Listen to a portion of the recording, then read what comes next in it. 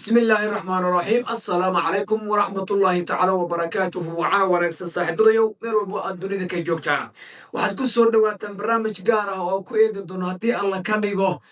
maxay yihiin waxbaha laga filan karo shirka dowladda waddanka Maraykanka iyo maamulka Israa'iil iyo Maraykanka oo isku dhinac ah ay suurtagal tahay inuu uga furmo saacadaha soo aadan haddii ay buweynaydmo caasimadda waddanka Bakistan ee Islamabad muxuu yahay qorshaha ugu muhiimsan ee dowladda waddanka Maraykanka ay ka leedahay wadahadalka qaar ka mid ah diblomaasiyiinta iyo khubarada yaqaana Maraykanka iyo maamulka gumeystaha Israa'iil ay majaxaabinta ku tilmaamayaan maxay yihiin qodobada ku adag dhinaca iyo dowladda waddanka Maraykanka ayna adag tahay in ay qaadaan wafdiga dowladda waddanka Maraykanka ee uu hogaaminayo madaxweyne ku-xigeenka waddanka Maraykanka ninka la yiraahdo JD si la mid ah maxay yihiin qodobada iyaguna dhankooda si wada weyn u adag oo aanay suurtagal u noqon doonin in ay aqbalaan wafdiga ka socda jamhuuriyadda islaamiga ah ee Iiraan maxay yihiin qodobada labada dhinacba sida wada jirka ay suurtagal tahay inay u qaataan haddiiba uu heshiiskaas ama kulankaas uu ka furmo maalinta sabtida ah ee soo aadan haddii alla ka dhigo magaalada Islamabad ee caasimadda waddanka Bakistan dowladda waddanka Bakistan waxay noqon doontaa dowlad dhexdhexaad ah oo labada dhinacba si cadaalad ay ku jirto ugu kala dabqaada mise waxay u badan doontaa dhinaca daalimka weyn ee duulaanka ah maxaa xigi doona haddiiba ay fashilmaan sida hadda ay wax u muuqdaan wadahadallada ama xabad joojinta Maraykanka iyo maamulka gumeystaha Israa'iil oo isku dhinaca iyo jamhuuriyadda islaamiga ah ee Iiraan haddii wadahadalka Islamabad guud ahaanba uu fashilmo in dagaal dib looga laabtaa labada dhinac midkee bayse faa'iido ugu jirtaa wase kan ay khasaaraha ugu ba'an ay mar kale dib markaasi lugaha ula geli doono ceebna uu ku fool dhaqan doono haddii dagaalku uu dib u qaraxo waddamada gobolka iyo kuwa reer galbeedka iyagu maxaa dan u ah haddii heshiiskan xabad joojinta ah uu burburo iyada oo weliba gacanka hormusna weli albaabada ay u xiran yihiin qodobadaasi hadbuuxii ku soo kordha iyo falanqeyn ayaan ku samayn doona haddii alla ka dhigo aad baad u mahadsantihiine soo dhawaada saaxiibadayow haddii ay tahay markii kugu horreyso aad kanaalkeena soo booqato sabskraibtuna si la wadaag saaxiibadaada muuqaalka aragtidaada ka dhiibo haddiise aad tahay saaxiibadii hore noo taageerayna aad baad u mahadsan tahaye la wadaag muuqaalka saaxiibadaada aragtidaada ka dhiibo wixii kula quman tahay aad baan aragtidiina u akhriyaa ha moogaanina qoraalladaada qortaan inaanan akhrinaynin qaarkood aad ayay iga dhiiran gelinayaan qaarka iga dhaliilayaana waxay igu dhaliilayaan ayaan saxaa haddii ay suurtagal tahay aad baad u mahadsantihiin soo dhawaada xagaag haddii alla ka dhigo siday hadda u socdaan inkastoo rajo badan aanay muuqan marka laga hadlayo siday hadda u socdaan laakiin haddana sabtida oo dabcan ay saacaduhun inaga xigaan haddii ilaahay ka dhigo ayaa la qorsheynayaa dowladda waddanka Maraykanka iyo maamulka gumeystaha Israa'iil oo isku dhinac ah iyo dowladda waddanka Iiraan inuu markaa uu shir ugu furmo magaalada Islamabad la yiraahdo ee ah caasimadda markaasay waddanka Bakistan inkastoo durbaba madaxda dowladda waddanka Maraykanka waa isxaadiriyeen iyagu oo waxay tageen Bakistan oo weliba madaxweyne ku-xigeenka waddanka Maraykanka JD ninka la yiraahdo ayaa tagay oo halkaas iyagu waa hore ayayba gaareen waana lagu soo dhoweeyey dowladda waddanka Bakistan waxay soo bandhigtay howl aad u qurux badan oo haddii laba ku roon yahay markaasi aad darajadiisa u sarreyso waxaa dhinaca kale dhammaan eriyada goobta shirka uu ka dhacayo ayaa sidoo kale xaafadaha baddow la saaray ciidanka waddanka Bakistan inta badan heegan ayaa la geliyey maxaa yeelay shirkan waxaa si weyn ugu soo horjeeda maamulka gumeystaha Israa'iil marka waxaa laga yaabaa xitaa inay carqaladeyn ku sameeyaan ama dhibaato ay dhacdo marka oo hindi ayaa xitaa suurtagal ay tahay inkastoo laga baqayo hindi iyo Israa'iil aad ay xulafo u yihiin adin wax walba oo falal amni darro ah oo dhici kara oo shirkaas arbushaad ku noqon kara ayay dowladda waddanka Bakistan si weyn ugu gaashaamatay marka laakiin madaxweyne ku-xigeenka waddanka Maraykanka marka wuxuu leeyahay diyaar ayaan u nahay inaan miiska wadahadalka nimaadno oo aan heshiiskaasi wax ka qaadano oo dowladda waddanka Iiraan aan la gorgortano oo waxaan isku fahanno oo colaadii noo dhaxaysa halkaasi ku dhammaato ayaa rabaa buu leeyahay laakiin sida khubaro badan ay tabinayaan waxaa la leeyahay waddanka Maraykanka heshiiskani daacadka ma aha oo yacni wax tiro laba mar ah ayay u suurta gashay iyadoo miiska wadahadalka la fadhiyo in dhinaca kale haddana Maraykanka iyo maamulka gumeystaha Israa'iil ay weerar qaadaan marka Iiraan markan aad ayay u digtoon tahay marka wafdigii dowladda waddanka iiraan weli ma tegin oo iyagu ma dhaqaaqin wasiirka arrimaha dibadda dowladda waddanka iiraan cabaas caraji iyo sidoo kaleeto caraji iyo gudoomiyaha baarlamaanka dowladda waddanka iiraan maxamed baliqaaf ayaa ka mid ah ragga wafdigu hogaaminayo labadooda in ay yihiin ayay u badan tahay walow ay dakaaliyaashooda raacayaan laakiin iiraan weliba si weyn ayay u caraysan tahay maxaa yeelay gudoomiyaha baarlamaanka dowladda waddanka iiraan wuxuu leeyahay maba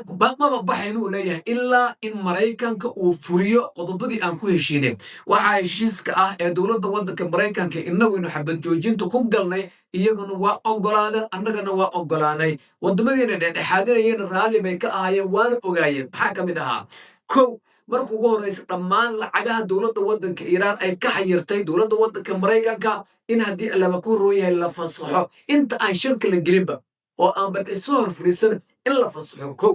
qodobka labaad wuxuu yahay xabad joojin guud inay dhacdo macnay yaman iyo falastiin iyo libnaan gaar ahaan libnaan dee waaba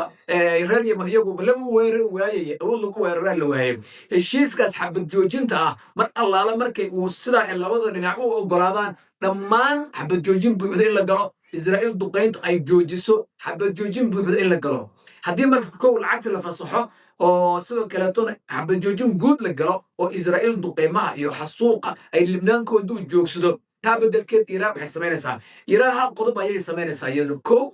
gacanka hormus ayay furaysaa gacankaas ayay furaysaa inkastoo maraakiibta qaarkood amnigooda iyo wax badan la hubinayo laakiin haddana iyana waxay ballan qaada inay furto gacanka leedo hormus si caadi ah loo maro ayay ogolaanaysaa marka lacagta iiraana la sii daayo xabad joojin guudna la galo iiraan ay furto gacanka hormus markaas in la isugu tago magaalada islaamabad ee caasimada waddanka bakistan halkaas marka 10kii qodob ee dowladda waddanka iiraan ay soo gudbisay in lagu dulqiso wixii kale waxay dowladda waddanka maraykanka aqbali karto iiraan waxay aqbali karto waxa la isla qaadan karo waxa labada dhinac laga dhexdhexaadin karo si wanaagsan in loo hadlo laakiin يعني مريكان إسرائيل مركان قناع كلا كأنتو لا عهد لهم وحب الله أو إليه المجد وحي أوكد إلهي سبحانه وتعالى وشاهد إنهم لا إيمان لهم إلهي يعني وحي أوكد هذا بعد الديرية وحي رمان إيران خياويان إيران ده معه ودمنا عربيضه يوم وشم غيره على وش قيستاشا معه إيران وودر عجوسة وود مريكان كلا بقول كنت صنايو جرا iiraan waxay jirtaa in ka badan 15,000 oo sano ayay jirtaa marka waxay rabaan inay iiraan u hoosgeliyaan inkastoo iiraan ay aad u samir badan tahayo tiro laba mar ah marka waxay jiri marka hadda wafdigii iiraan marka weliba bixin maraykankana ma ballan qaadin lacagta inay sii daynayaan iyo xabad joojin guud walow netanyahu iyo sidoo kaleeto ee ninka la yidhaahdo Donald Trump ay telefoonku ku wada hadleen oo weliba la wariyo si adag inay isula hadleen laakiin dhan walba marka la eego waxaa laleeyahay maraykanka suurtagal uma noqon doonto xabad joojin waddanka libnaan ka dhacdo haddii xabad joojinta libnaan la waayana sida dowladda waddanka iiraan ay ballan qaadayso totally xabad joojin ma jirto waa laga yaabaa laba in la yidhahdo okay adigu maraykankii baa tahay soo maaha inooda marka dagaalku wuu soconayaa adiga iska badbaadino kuwii khaliijkan wuu soconayaa israa'iilna annaga xabad joojin raalli ah oo ay rejiimiin kale ka keenayne adigu inta iska joogo nasug taasna way dhici kartaa marka oo inuu Trump yiraahdo iiraan miyaha war anigu israa'iil tabar waa u waayay gacantan ka taagay adiga iyo iyada iyo xulafadaada waxaad kala heshaan baad kala leedihiin orwa ila dhaafa laakiin adiga aan wada hadalno aan qabteentan kaa qaadaya lacagtan waa kuu sii deynaya waxaas inay dhacaan waa loo badinaya alaa inta xal marka adigu kolley iiraan aad bay u diidan tahay weliba ciidanka ilaalada kacaanka waxay leeyihiin qoriga keebka ayaanu haynaa bay leeyihiin marka haddii xabad joojinta saacadaha soo socda la fulin waayo oo maalinta subaxnimada barqanimada sabtida ah ay sida qiimaha israa'iil u sii wado innaguna hadde waa xabad joojin waxaan yidhahdaa ma jirto marka taasi waa taas laakiin maxay yihiin marka waxaan isweydiinaynaa maxay yihiin qodobada markaasay uga adag ee labada dhinacba horyaala dabcan waxyaaba uga adag ay adag tahay heshiiskaas inaan xitaa la isku fahmi waayo oo ay ka mid noqdaan waxbaa dib la isugu soo noqon doono dhinaca dowladda waddanka iiraan aan ku horumarno iiraan maraykanka aan ku horumarno maraykanka waxa ku adkaan doonta dabcan waxyaabaa ku saabsan horta sawaariikh lagama hadli doono drones lagama hadli doono laakiin maraykanka waxaa ku adkaan doonta in uu laqo in barnaamijka dowladda waddanka iiraan ay bacarabisay ilaa 400 oo kilogram bal wariya marka uraniumta ay dowladda waddanka iiraan bacarabisay inuu yiraahdo soo dhiib oo annaga gacanta noo soo geli cunaqabateynta waa lagaa qaaday mar damba laguma soo weerari doono ballanqaad ba lagu samaynaya iska afka ah laakiin soo dhiib in la yidhahdo markaa uraniumtaad bacrimisay iiraan taasi ma yeelayso horta oo dhanka iiraan haddaan ka horumarno aad iyo aad ayay u adag tahay in dowladda waddanka iiraan ay markaa ay cagbasho in uraniumti ay bacrimisay maraykanka inay ku wareejiso maraykanka isaguna waa adag tahay oo way ku adag tahay dhankiisa in isaguna iiraan ay markaas nuclearkeeda haddii la rabo boqolkiiba 15 boqolkiiba 20 ha noqoto inay kubcisato laakiin ay aad hoos uga dhigto iyana inkastoo khubarada qaar ay leeyihiin ugu dambayntii maraykanka wuu aqbali doonaa in iiraan boqolkiiba 10 ay kubciso uraniumteeda laakiin taa bedelkeeda cunaqabateynta laga qaado ayaa suurtagalay laakiin qodobka kale in dowladda waddanka maraykanka yani suurtagal ma aha in la yidhaahdo kuma soo weerari doono donald trump oo keliya u saxiixo waxay rabtaa in golaha amniga ee jimciyadda qurumaha ka dhexaysa la geeyo oo amaama caalam qaramada midoobe horte madaxweyne kasta oo ameerika yimaada inuusan weligii iiraan weerari doonin waa in qaramada midoobe ay saxiixdaa marka goobjoog ka ahaataa oo maraykanku halkaasi ku saxiixa taasina dowladda waddanka maraykanka iyana aad iyo aad ayay u adag tahay laakiin marka la eego sidaad wax ku socon kos maraykanka waad la socotaan oo israa'iil ayaa maamusho marka dhinaca dagaalka iiraan markay timaado way adag tahay marka waase laga yaabaa inuu trump uu yidhaahdo oran haddan joogaa haddan wakiil ka noqonaya qaramada midooben waa geynaya oo madaxda kale timaada ay oran karaan waa ka baxanay sidii trump uu hadda ka hor heshiiskii uu 15 uga baxay marka maraykanka iyo iiraan labadaas qodob way ku adag tahay iiraan inay uraniumta ay bacrimisay maraykanka ku wareejiso way ku adag tahay maraykanna in iiraan ay uraniumteeda si kubciso habaha yaraatee tirada isaguna way ku adag tahay laakiin ugu dambayntii waa la isku fahmi doonaa sida la leeyahay marka oo waxaa la aqbali doonaa in iiraan ay aad hoos u dhigto boqolkiiba 10 ama boqolkiiba 15 ama boqolkiiba dee la ku rogo waxa noocaas inay kubciso in loo ogolaado qodobka kale waxa uu yahay iiraan qodobka kale isaguna wuxuu yahay maxay yihiin marka qodobada dhanka iiraan iyaduna markaasi suurtagalka ah in ay cagbasho iiraan waxaa ka mid inay cagbasho in ay yarayso uraniumteeda inay yarayso oo aad weliba u yarayso inay cagbasho ayay u badan tahay waxaa kaloo iiraan ay aqbalaysaa muddo tusaale ahaan in israa'iil dabcan horta heshiiska inta badan maraykanka iyo waxa uu dhex mari doonaa dowladda waddanka maraykanka laakiin heshiiskaas marka waa bilcagsi kuma jiri doono iiraan in aanay xulafada gobolka dabcan waddamada khaliijka ayaa meesha ku jira waxay leeyihiin iiraan waa inay ka tanaasushaan taageerada ay taageerayso xulafadeeda gobolka sida hizbullah iyo xuuti iyo xamaasi waxa oo dhan inay taageerayso laakiin iiraan qodobkaasna ma yeeli doonto kaas waa lama taabtaan weeye sida maraykanka buusan u yeelaynin israa'iil garabkeed inuu ka baxo iiraanna taa ma yeeli doonto marka laakiin gacanka hormus marka waxaa kaloo dowladda waddanka maraykanka iiraan ay ogolaanaysaa in markaa lacagtii magdhowga ahaa ee dowladda waddanka maraykanka laga qaadi lahaa in laga daayo oo iiraan ay ka qaadato markaasi maraakiibta maraysa gacanka hormus marka taasna waa macquul in la isla ogolaadana aad ayay u badan tahay marka qodobada marka ka mid ah in la is nabadgeliyo in maraykanka iiraan aanay weligeed weerarin iiraan aan maraykanka soo weerarin waa wax iska caadiya in gacanka hormus dib loo furo waa wax caadiya laakiin labada qodob ay adag tahay in la isku maro waxay noqon doonaan taageerada iiraan ee xulafadeeda taageerayso iyo taageerada maraykanka uu israa'iil taageerayo iyo mar damba ay soo weerarin kuma soo weerarayeen waxa noocaas ah oo ah in dowladda waddanka maraykanka ay jimciyadda qurumaha ka dhacaysa dusheed ama horteed waxaas ku saxiixda arrintaas iyaguna waxaa laleeyahay aad iyo aad ayay u adagtahay marka labada qodobba labada dhinacba maraykankana waxbaa ku adag iiraan waxbaa ku adag iiraan waxaa ku adag in markaas gacanka hormus uu iska furnaado in lacag la-aan lagu maro way ku adag tahay in saaxiibadeeda gobolka ay gacanta ka taagto way ku adag tahay maraykankana isaguna way ku adag tahay iiraan in hub nuclear ay samaysto way ku adag tahay laakiin labada dhinacba haddii laisku soo jijido waxaa laleeyahay waxbaa macquula laakiin waxbaa laba taabtaanka waxay tahay iiraan iyadana waxaa laga rabaa inay saxiido inaanay hub nuclear ay samaysanaynin taa laftirkeeda maraykanka guul ayay ku tahay marka ama muddo 50 sano oo kaleeta ah inaanay wax nuclear ay samaysan doonto 50 sano kadib dunidu waa isbedeli doonta alaa inta xaal qodobadan weeye dhinaca kale marka waxaa leeyahay waddanka bakistan oo hadda uu dhexdhexaadinayo dabcan oo horta heshiiskan iyo haddii bashirkan uu dhaco ama kulankan hadduu dhaco horta kulanka ma aha kulan toos ma aha kulan labada dhinac intay sor fariistaan ay miiskooda hadalka fariisanayaan abadan ma aha waa laba qol bay wada gelayaan halkaasaa loo kala dabqaadayaa laakiin markuu kulankuu dhammaado iyo marka la gelayo waa laga yaaba in la isa salaamo dabadeedna waa dhici kartaa waan wax caadi laakiin maraykanka israel isma soo horfariisan doonaan oo bakistaan ayaa warqadaha diblomaasiyiinta u kala qaadi doona marka haddee bakistaanna waa la socotaanoo waa jawaasiista ugu waaweyn ayay ka mid tahay bakistaan laba dhinac weeye bakistaan markay timaado amniga iyo ciidanka iyo dowladda waddanka bakistaan yacni jaanibka ama dhinaca askarta ama ciidanka waxay ku jiraan gacanta maraykanka ayay ku jiraan laakiin xogaga yacni siyaasiyiinta oo kaleeto iyo inta badan waxaa la wariyaa dhinaca waddanka jeenaha inay u janjeeraan marka waxyaaba yaab leh la isweydiinaya laakiin waa la socotaa shiinaha iyo bakistaan diyaaraday wada samaystaan oo diyaaradii dabcan hindiya looga adkaaday ay ka mid tahay haddana waxyaaba qaar ruushka shiinuhu marka bakistaan wuuna iska ilaalinayaa waana isku ilaalinaya ala intixaal marka waxaa laleeyahay ma noqon karto dowlad dhexdhexaada sidii cumaan oo kaleeta laakiin ugu dambayntii dabcan heshiisyadan hadda ama raxbad joojintan iiraan ba soo qortay maraykankan yidhi waan aqbalaya wax allaale waxay iiraan u baahan tahay waan aqbalaya isagaa yidhi marka waana soo arki doona insha allahu tacaala wararkan iyo barnaamijkan wuxuu kusoo kordh marka dhinaca kale sida hadda ku muuqdaan marka sida hadday wax u muuqdaan oo la isugu dhegan yahay maxaa hal ah marka haddii iiraan ay tiraahdo oo maraykanku lacagta sii daayo oo uu sii dayi waayo aan idhaahdo haddii xabad joojintii libnaan weli aan la suuro gelin oo sidii ay israa'iil u duqaynayso libnaan maxaa tala ah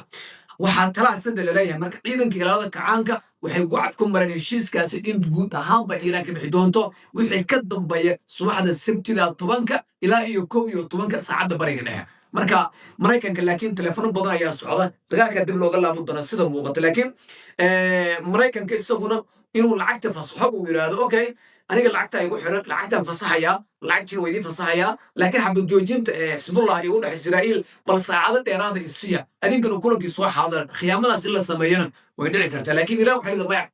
wax aan ku ballanay anigu sidoodii baan u ixtiraamay sidoodii baan u fulinaya ani sidoodii u fuli oo lacagta siida haddii allaba ku roo yahay xabad joojintana samey haddii markuu maraykanka yidhaahdo lacagtan kuu sii daynayaaye arrinta xabad joojinta xisbullah waqti iisii waa in waxaa okay anna gacanka hormus ma furayo gacanka hormus wax furin la yidhahdo aan samaynaya male xabad joojinta ani adigina dhex telay ayaa barteedii ku diinay anu ku imaanaya taas marka waxba maxaa soo kordhay hadduu gacanka hormus uu xiran yahay xabad joojintii waa in maqashooyin madadaali weeye anguwaale hayadha weeye marka wax macane oo soo kordhaya male okay haddii marka xabad joojintan burburto oo iiraan ay imaan weydo maraykankana lacagta iiraan uu sii dayn waayo israa'iil xabad joojintii ay diido maxaa dagaalkii dib haddii looga laabto ayumaa faa'iido ugu jirta ayumaa khasaaro ugu jirta iiraan waxaa laleeyahay marna wax dhibaato ah oo gaar ku ah oo iyadu ay qabtaa male maxaa jira sababtu maxay tahay dabcan waa sax burbur baa jira oo wuxuu waa dagaalka burbur baa ku gaaraya dhibaataa ku gaaraysa haa laakiin dhibaatada maraykanka iyo maamulka gumaystaha israa'iil ay soo gaarayso iyo tan iiraan soo gaaraysa tan maraykanka iyo maamulka gumaystaha israa'iil aan daran maxaa ay tahay horta suuqii hadda xogaa dib u soo dhacay ee shidaalka cirku isku sii shareerayaan labo xisbiga madaxweynaha waddanka maraykanka donald trump waa leerada jamhuuriga doorasha ku soo socota marka isaguna halistaas ayuu baqayaa shacabka amerikaanka oo dagaalkan 8% guud ahaan daaqada ka turay oo diiday qodobka kalena wuxuu yahay ciidankii maraykanka waxay leeyihiin waxa dagaalkan aan ku jirno suuragal ma aha waxa kaloo yaab leh dowladda waddanka maraykanka maalin alla keena $1 bilyan ba laga rabaa $1 bilyan maalin alla keena halkaas dhaqaalihii waddanka maraykanka ayaa ku hoobanaya ciidankii maraykanka iyo generaalada waxay leeyihiin may suurtagal ma aha inaan dagaalkan qaab noocan ugu jirnaa diyaaradahan yaa la soo riday waa ku ceebownay raadaaladii $300 milyan joogay baanu la garanaysa dhulka nala ka soo dhigay gobolkii bariga dhex wareegay qaxinaynaa waana laga qaxinayaa nimankii carbeedo way halka nala joogay waan iska dhuuqi jirnay waan qaawinay hadda ceebtana meel walba taalla waxba nagama dhegaysanayaan maxaa marka taa see la yeelaya marka dowladda waddanka maraykanka marka waxaa laleeyahay khasaaro culus ayaa ugu jirta iiraan laakiin iyo waxba kama hadlaabayaan yes khasaaraha iyo dilkii waa wax kale laakiin shacabka iiraan 100% bay dowladooda ku kalsoon yihiin dagaalkana waa wadi karaa intay doonaan dagaalkan haddii dib looga laabtana mar labaad xabad joojin kara in la gaaro way adkaan doontaa iiraan cid dambe oo la rumaysan doono oo maraykanka israa'iil ay rumaysan doonaan marka haddii mar dambe tanay fashilanto oo israa'iil ay ku guulaysato inay mar labaad xabad joojintan fashilanto oo bakistaan aanba la isugu imaan ama inta la isugu yimaado lagu kala boodo maraykanka waxaa laleeyahay bes cid damba oo maraykanka wakiilanaya ma jirto waa markii saddexaad marka ciddan baa isku ceebeynaysaa ma jirto wayn adag tahay sida la leeyahay waddamada khaliijka iyaguna si weyn ayay maraykanka ugu baroonanayaan waxay leeyihiin war xabad joojinta ayaan fashilamin yacni reer galbeedka iyo dowladaha khaliijka ayaa ugu badan cidda sida ugu weyn hadda uga baahan gacanka hormus la yidhaahdo cidda xabad joojinta magaranaysaa taagan weliba israa'iil waxaa culeys lagu saarayaa xabad joojinta inay qaadato ay qasab ku qaadato haddii kale innaga ku taageeradana weyn doonta dabcan dhanka teleefonada iyo aad bal isugu hanjabaya waxay ku soo kordha haddii ilaahay ka dhigo war idinla wadaaga doona saaxiibada aad baad mahadsantihiine barnaamijka aragtidiina ka dhiibto idinku waxaad ka aaminsantihiin yaa maxaa dhici kara haddii uu fashilamo maxay iiraan yeeli doontaa maraykanka muxuu yeeli doonaa trump laga yaaba inuu israa'iil xabad joojin ku qasbo lacagta sii daayo dalabka dowladda waddanka iiraan ma laga yaaba siday tahay inuu u fulo adigu siday kula tahay lala wadaag aragtidaada dib intaan u kormi doono nabadgelyo